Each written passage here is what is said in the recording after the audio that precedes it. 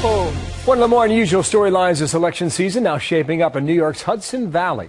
That's where Republican incumbent Chris Gibson, a decorated veteran of the Iraq War, will battle 27-year-old Sean Eldridge. Eldridge, a Democrat who's married to one of the co-founders of Facebook.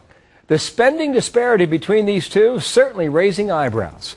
With more here in New York, Eric Sean's with us now. Why is this race getting so much attention? Yeah, hey, Bill, that contrast. This race has quite a contrast in the potential spending. The incumbent, as you said, is New York's 19th district, is two-term Republican Congressman Chris Gibson. Gibson is a homegrown wounded war veteran and one of the least wealthy members of Congress, and he's being challenged by the newly arrived Ivy League-educated Democrat Sean Eldridge. Eldridge is the husband of multimillionaire Facebook co-founder Chris Hughes, there on the left.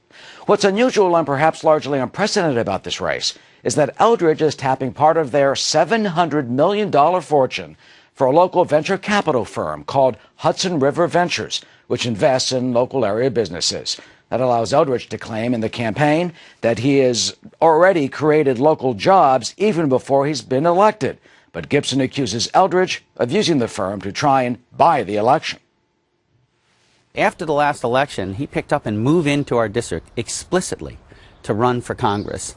And for many Americans, regardless of party, by the way, that's anathema to what their view is of how representative government should work.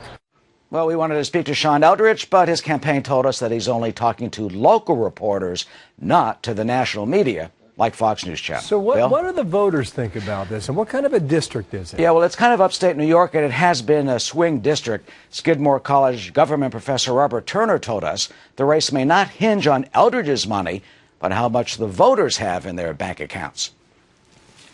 I think that contrast is of such interest to the national concern, but in some ways, it's not necessarily what's going to be at stake in the minds of local voters. I mean, they're going to be thinking about how the upstate economy is just tremendously depressed and what's the best way forward.